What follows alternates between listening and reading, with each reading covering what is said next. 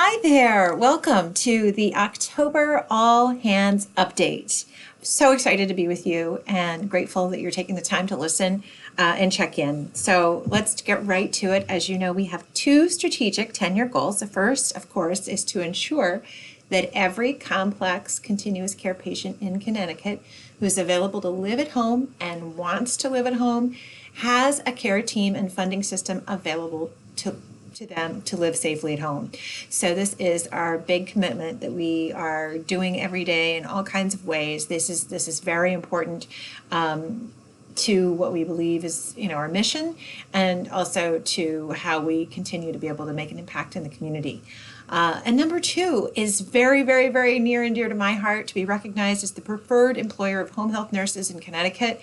Again, I have a secret desire, maybe it's not so secret, to really create an environment where you as a employee, a team member, as a nurse, as a caregiver, as a home health aide, as an accountant, as a bookkeeper, as a scheduler, as a administrator, that you feel that working here is good for you as a human, that it helps you evolve and grow as a person. And that's really important to me. So I hope that's the case for you, and I hope you'll see that over the coming year we'll continue to do things that are in line with that. Company milestones. So it has been such a journey, and as you know, we've been at this since 2016. The first 18 months were all about getting our licenses and accreditations in order so that we could function and actually open our doors and run as a home health agency. And the last 18 months have been really heavily dedicated to getting us up and running out in the field, providing services, growing the number of patients and nurses. Over the next year, I think, you'll really start to see in January, we're going to be really focusing a lot of our attention on what it means to be remarkable, and what remarkable care means in the field, and what it means to be remarkable here within the walls and within the culture of Allume, and growing from that place. We are doing really well, guys. We are growing and we're seeing progress, and it's the commitment from all of you, and what you do every day out in the field is palpable to our families and to our patients, and it's truly an honor to be a part of a team that includes you and all these other people who genuinely love caring for others. We have objectives for 2019. Here we are in October, so we're in the final stretch, quarter 4 of our journey, and so we've been growing, and our goal has been to hit 12,000 hours by December. I think we're in pretty reasonable shape to hit that number. We hit 8,650 hours in September, and we will be continuing to grow. We brought on 6 new patients, continuous care patients last month. We are on track to bring on 8 new continuous care patients this month. We are also growing like crazy in skilled medical, which I'll get to in a moment. Our numbers are on track. So we've gone from 5,500 in March to 8,650 in September. We have quite a bit of growth that you're going to see over the next few months. So I thank you for all the ways you're supporting and picking up hours and all that good stuff. We're growing skilled medical. Our visits, our traditional visits, both to children, to pediatrics, as well as to adults. And that has grown vastly, right? So we were at 86 visits a month in January. In August, we were at 160 in 1 month. From August to September, that grew to 231. There's been a lot that's happened over the last couple of months. Hiring of a couple of nurses. Kelly Noel, of course, has come on board with a whole team of patients, as well as some other new hires that we have coming in, who are bringing some more patients, as well as the work that our marketing team, who is mostly Marie and Sarah and Christine and Lynn really going out and drumming up more business from our referral sources. So we're starting to really see more and more referrals for traditional skilled medical come in, which is really wonderful. So that's where we are with that. I give that a yellow-green.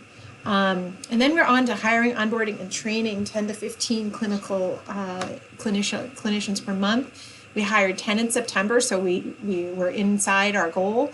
I know that for October, today, we're a little bit into October, we've already had 5 first solo shifts, so that's how we count those people as 100% onboarded. And we will see that number continue to grow through the month. We hope it will be well within our range of 10 to 15. We have had several hiring events. We have another one coming up October 28th. It'll be in Watertown. We also did an RN hiring campaign for our case managers and have had great success bringing on a fresh team. It's been really tremendous to see these new really committed and wonderful people coming on board. So please welcome all of them. You've got a whole team that's really dedicated to providing great services to our families. We want to keep our average hours per employee per week at 25. We're not there. We're more at like 20. So we'll continue to grow there.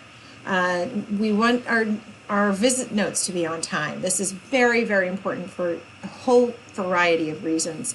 And with our paper notes, we've had up and down progress. So we started out at 66%. We've been as high as 80%. But last week, I'll tell you, we were back down to 70%. So it goes up and down, and I hope that we can continue to really work together to get it so it's all in sync.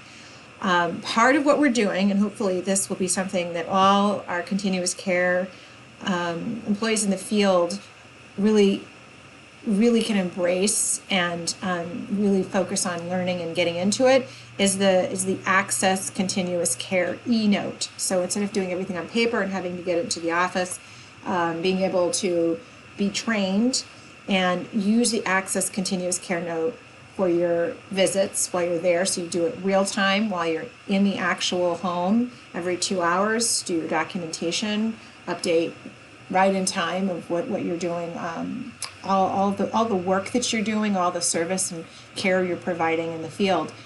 And then you submit that when you're done, and then you're done. It's been submitted. So there's no needing to get to the note back into the office. It is critical that you get it done while you're there and you clock in, clock out at the time that you're there. But that also means if there's any questions or corrections that we need you to make, that it'll be, you don't have to come into the office. You will be able to send it to and from, to you and back from QA very easily. You'll be able to just log in from anywhere that there is an internet browser, and you can make the changes. So we hope that is going to dramatically improve our overall on-time notes. We will need to make sure that you come in before the last training, which I think the last training we have scheduled it's before Thanksgiving. So I think the last training is like November, I want to say 20th or something. Or sorry, it's not true. Might be true. Around December 20th, you need to have your training scheduled. So if you haven't scheduled your training yet, please do that now. If you do not have yourself trained by the last training session, then on December 1st, you will be taken off the schedule.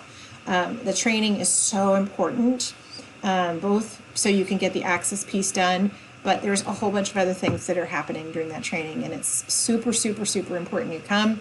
And we're not going to make any exceptions. We're going to really be very firm that whatever employees have not come in for training as of December 1st, you will not be able to go into the field until you have done it. So please do that. Please be great team players. There's incentives to come in. You'll get a gift card. You get paid. I think it's 4 hours of time. Might be 3. I don't recall. But you get paid for training, and you also, if you have a past due performance eval, you'll get the performance eval done, and then you'll be able to be eligible for the success bonus that's connected to that performance eval. Some of you even have more than one performance eval that's due. So this is a really good time for you to get in and get it done. The sooner you get your access training done, the sooner you can start using it and stop having to put the paper notes in. So really high value in just getting it done. Number 6 here, no more than 1 call out per employee per quarter. Please continue to make this a top priority. And 80% of fully scheduled for continuous care patients. We were at 59 in April, and we were at 77 in September, so we're doing okay. Our goal is to be above 80%. So these are our objectives, and we're doing pretty well on those. You may recall that we have some company WIGs, so these are our wildly important goals. This is part of the 2019 4 disciplines of execution implementation that we've been working on since June. So as a company, we are focused on making sure we fill, bill, and collect according to the forecast. So we have monthly goals of hours that we want to fill and then bill and then collect on those hours. And then number 2, we want to be survey ready at all time. We want to be compliant. We want to be high quality, right? We want to be doing things that are safe and appropriate for our families and our patients. And so August through December, we're conducting mock surveys to test our survey readiness. And then you'll see, of course, that each team has its own WIG. Most of you are direct care operations, and so it's really to improve the completed docs, make them on time between now and going forward. We want it to be at 90, really 95% is really what we want. But we were hoping to get to 90% by September 1st. We're not there. We got to 80% a couple times, but now we really need y'all to focus and help us, hopefully, through this training on Access eNote. The continuous care eNote will help us get there. What else is happening? So many things. Okay, so October through November, training. You've heard that. October 28th, we're having a hiring event. We are hiring for nurses, continuous care in all areas. We have, as I said before, we have several patients who need, current patients who have empty schedules, lots of second shifts, lots of third shifts, lots of weekend shifts. We also have 8 more patients coming on board this month. So there's a lot of opportunity there. We are offering employee referral bonuses. So if you refer an employee to us, we'll provide you a cash bonus for that referral. October 31st, Halloween. We are having a Halloween party, a little Halloween luncheon, and so I hope you will come to that. That'll be super fun. We're also still continuing to work on our correction plan from our March survey with the Department of Public Health. A big part of that, where many of you are involved, are the MARS and TARS. Okay, MARS and TARS. Oh boy, so important. So part of what's happening in the October and November in-office training is you'll be going through all your MARS and TARS and making sure they're correct. You know, it's super important. This is med administration and treatment administration. It's, right connected to your license. It needs to be accurate. So you'll come in, you'll make corrections, but more importantly, right now, every time you go in, make sure you take a look at the MARS and TARS and make sure you're logging correctly the medications and treatments. If you see errors as far as other people's errors or missing information, please take action. The very least, reach out to your case manager. If it appears that the MAR itself is incorrect, where what it's telling you need to give, please connect with the office, with the supervisor on call, or with your case manager, so that you can get an updated and accurate MAR form or TAR form out into the field. Really important. We need your help on this, right? This is remarkable care, right? It's going the extra mile. It's not just saying, okay, well, this is what my case manager gave me. I know it's wrong. No, if you know it's wrong, you're the one who's intimately providing care to that patient. It's on you to please shine the light and show us how we can elevate the service, what needs to be done. Please do that. We're rolling out the Access e-note. By the end of November, we should be 100% moved over from paper continuous care notes. I will say the caveat is that occasionally you will probably need to have, you will have as a backup the need for paper notes. It could happen. There could be a day that you go in and Access is down or it's giving you trouble for whatever reason, and you'll still need to use the paper note. So we'll always need to make sure there's paper notes in the house. Please keep an eye to make sure there is a stack that's readily available so that you can use them at any time. We're continuing to prepare for our next survey, which could be any day. And the other important thing to know about, and this is connected to sort of our first big picture strategic goal of creating a payment model and a method for complex care patients to live at home. I'm presenting with two other agencies, Allpoint and Aviana, next week on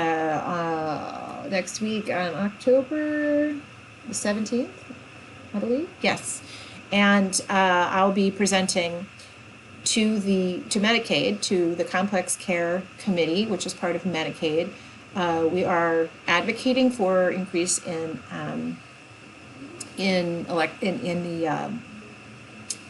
the rates that we're able to get paid for the work that's done.